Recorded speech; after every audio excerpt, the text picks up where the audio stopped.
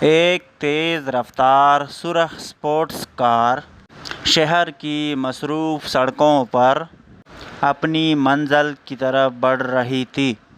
اچانک اسے خبر ملی کہ شہر کے دوسرے کنارے پر ایک اہم ریس شروع ہونے والی ہے۔ وقت بہت کم تھا، اس لیے ڈرائیور نے رفتار بڑھا دی۔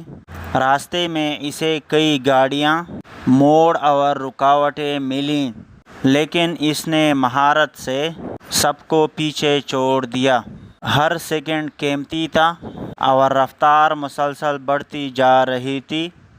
ایک جگہ ایک سست گاڑی اچانک سامنے آ گئی، مگر بروقت کنٹرول سے حادثہ ٹل گیا۔ اب فنش لائن چند سو میٹر دور تھی۔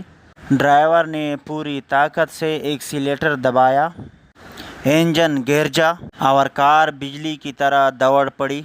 آخر کار سرخ اسپورٹس کار نے تمام حریفوں کو پیچھے چھوڑتے ہوئے سب سے پہلے فنش لائن عبور کر لی، اور آخر میں کار کو حادثہ پیش آیا اور